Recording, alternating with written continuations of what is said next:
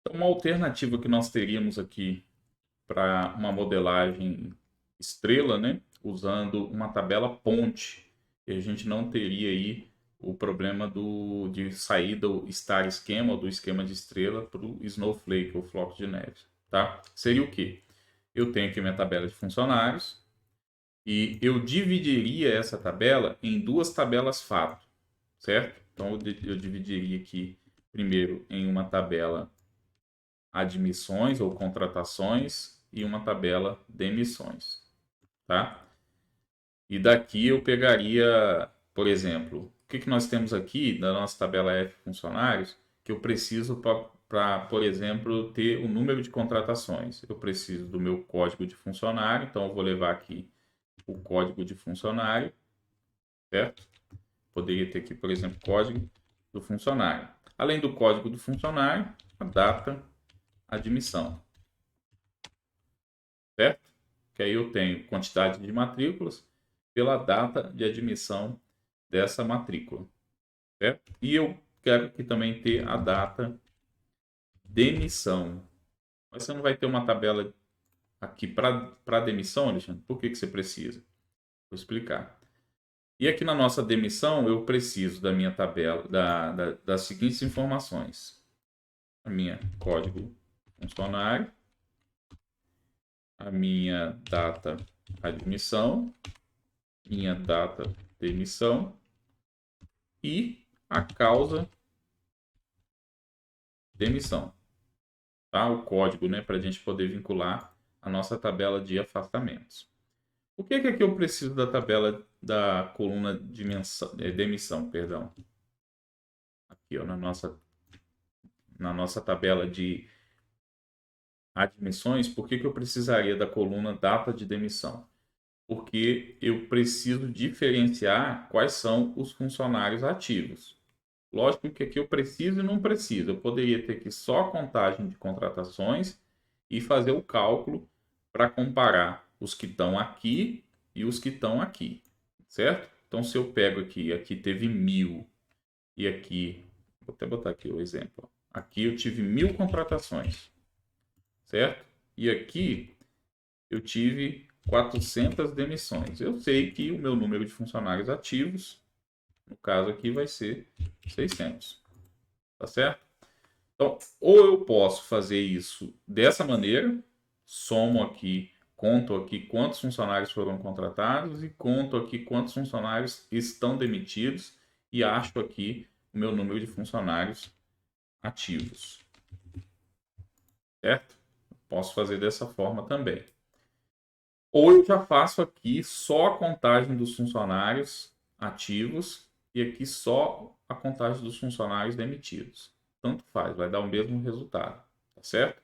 Futuramente eu vou até criar um conjunto de dados onde a gente possa exercitar esse tipo de análise, tá? Vou fazer esse cenário, vou criar aqui um conjunto de dados que tenha a possibilidade de a gente explorar esse cenário para poder apresentar para vocês essa opção de modelagem também, tá certo?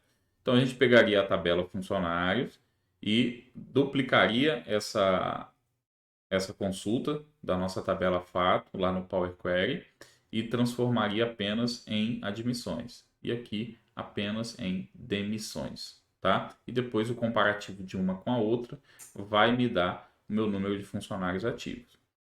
E aí o que aconteceria? Na nossa tabela de funcionários, eu transformaria ela numa tabela dimensão.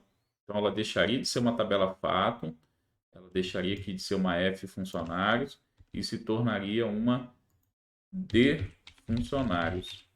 E nós teríamos aqui as informações cadastrais dos colaboradores, tá certo? E aí eu teria aqui código do funcionário, nome do funcionário, nome do setor, nome do centro de custo, nome da empresa, certo? Eu não precisaria, digamos assim, ter tabelas de dimensão para setor, não faria sentido, né? Senão eu teria aqui uma outra extensão, aqui, por exemplo, para D, vou botar aqui escrever, para D, centro de custos. Se eu fizer nesse formato aqui, o que vai acontecer? eu vou acabar passando de novo. Vou ter aqui número de demissões, aí passo pela D funcionários, da D funcionário para D centro de custo. Aí não faz sentido. Então, eu prefiro, então, aqui ter uma tabela dimensão com todas as informações cadastrais e essas duas tabelas consultarem através dela. E aí, quando eu tiver a minha ficha financeira, eu ligo ela aqui a minha D funcionários, tá certo? Só de ter aqui a matrícula, o código do funcionário, eu consigo aqui vincular com a minha D funcionários e ter as análises também através da ficha financeira, tá? Com esse cenário que nós teríamos o headcount, turnover, tranquilo, tá certo?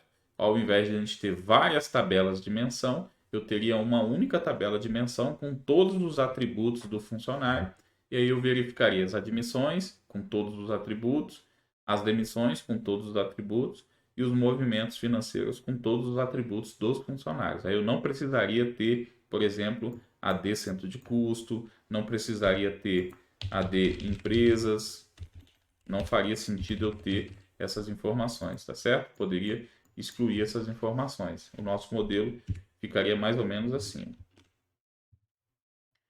Seria a tabela base aqui, AD funcionários, a nossa tabela admissões, a nossa tabela demissões, a nossa tabela calendário, que é essencial, não tem como a gente correr, e a nossa tabela